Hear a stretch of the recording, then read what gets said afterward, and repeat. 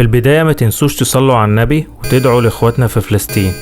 بيبدأ الفيلم بجريتا اللي بتكون شغالة مربية أطفال، واللي بتنبهر بالقصر لما بتشوفه، وبتشوف صورة أصحاب البيت راجل ومراته وابنهم الصغير. وفجأة بيدخل عليها مالكوم اللي بيكون شغال تاجر، واللي كان جاي القصر عشان يجيب لهم شوية طلبات، وبيتعرف على جريتا. وبعد كده بتتعرف على الست صاحبة القصر وجوزها اللي واضح انهم بيحبوا ابنهم قوي، وكل حاجة تعتبر لحد دلوقتي طبيعية جدا وما فيهاش اي مشكلة. بس بتبتدي اول حاجة غريبة هنا لما بتكتشف جريتا ان ابنهم اللي اسمه برامز عبارة عن دمية. وطبعا جريتا كانت فاكراهم بيهزروا في الاول، لحد ما بتنصدم انهم بيتكلموا جد وبيعتبروه فعلا طفل حقيقي. حتى مالكم نفس الحوار. وابتدت الست بقى تقول لها تفاصيل يومه ماشيه ازاي، زي مواعيد نومه وصحيانه، وانها تغير له وتقرا له كتب وتشغل له موسيقى والحوارات دي يعني. وبعد كده بتسيبها وتمشي هي وجوزها علشان مسافرين اجازه، وبكده تكون جريتا لوحدها في القصر مع برامز. وطبعا علشان افتكرت ان الراجل والست دول مجانين وبرامز ده مجرد دميه، بقت بتعامله على انه دميه فعلا. فرمت عليه ملايه وحضرت كتابها ومشروبها وخدت لها تعسيله. بس لما صحيت بالليل لقت ان الملايه اللي عليه اتشالت، وبدل ما تستغرب وتتوتر قامت شايلاه ورمياه في اوضته على الكرسي وراحت تنام.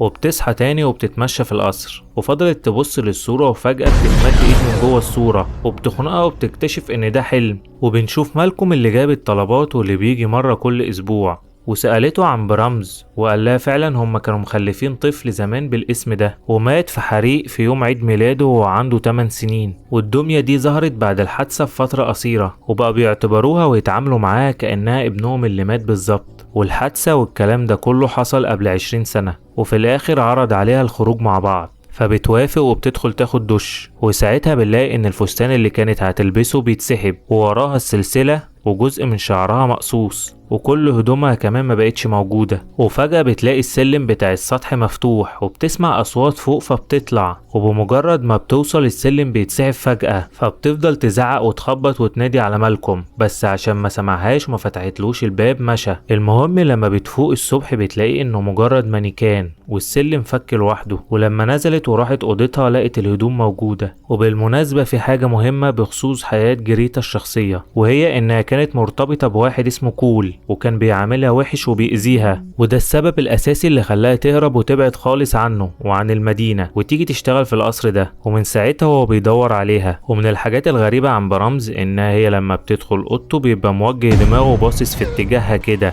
غير وضعية جسمه كمان اللي بقت تتغير، وغير اتصاله بيها. وطبعا جريتا بعد كل اللي حصل لها واللي شافته ده أخيرا قررت إنها تعامله كأنه طفل حقيقي، وتلتزم بالجدول بتاعه اللي كانت قايله لها عليه أمه. ومرت الأيام بقى على الحال ده، تصحيه من النوم وتاكل معاه وتسمعه موسيقى وتقرا له كتب وهكذا. وفعلا ما بقاش يعمل معاه الحاجات المرعبة اللي كان بيعملها. على الجانب الآخر بقى في مشهد غريب بيجيلنا أبوه وأمه وهما بيكتبوا جواب وبيبعتوه لجريتا، وبعديها مسكوا إيد بعض وراحوا انتحروا بالغرق. نرجع لجريتا تاني اللي قررت تحكي لمالكم على كل اللي بيحصل لها من برامز، وأبسطها إنه بيتحرك من مكانه وبيغير وضعيته. وطبعا ما بيكونش مصدقة في الأول لحد ما تثبت له، وبيقول لها في نفس اليوم بالليل على حوار عن برامز مرضاش يحكي لها عليه في الأول عشان ما كانش عايزها تخاف، وهو إنه في يوم عيد ميلاده اللي اتحرق فيه البوليس لقى جثة واحدة صغيرة اسمها إيميلي في الغابة وجمجمتها مكسورة. البوليس ساعتها شك في برامز وكان هيستجوبه،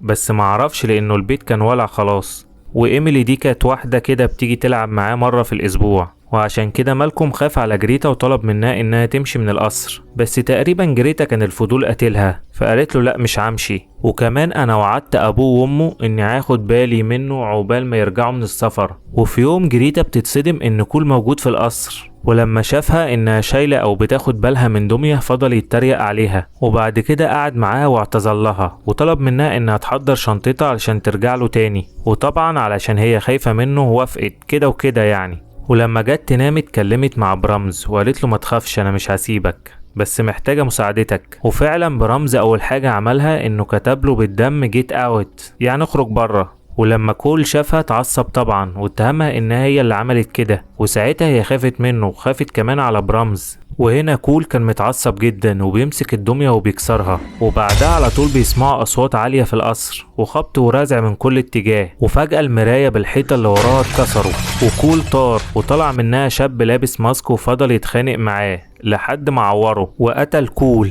وبيكون الشاب ده هو برامز، واللي كان مستخبي طول ال20 سنة اللي فاتوا في أماكن ضيقة ما بين الحيطان. وبتوصل جريتا لأوضة برامز وبتلاقي فيها الجواب بتاع أبوه وأمه اللي كاتبين فيه إنهم خلاص مش هيرجعوا، ولقيت كمان فستانها والسلسلة بتاعتها. يعني كان برامز بيراقبها وبيخوفها طول الفترة دي لأنه عايز اهتمام حتى لو من خلال مجرد دمية. وبنعرف ان ابوه وامه قالوا عليه ان هو كان خجول جدا مع الناس وهو صغير. المهم بعديها بتحصل شوية مطاردات ما بينه وما بين جريتا ومالكوم، وضرب مالكوم على دماغه بالعصاية لحد ما اغمى عليه. وفي الاخر جريتا بتجيلها خطة انها تعمل نفسها انها مش هتسيبه وهترجع تهتم بيه تاني، وبمجرد انه بيهدى وبينام بتروح ضرباه لحد ما بيقع وبيموت. وبعدها جريتا بتجري على مالكوم اللي بيفوق وبتاخده معاها في العربية وبيمشوا من القصر. ما تنسوش تتابعوني علشان الجزء التاني، ولو عجبكم الملخص ما تنسوش تدعموني بلايك واشتراك في القناة.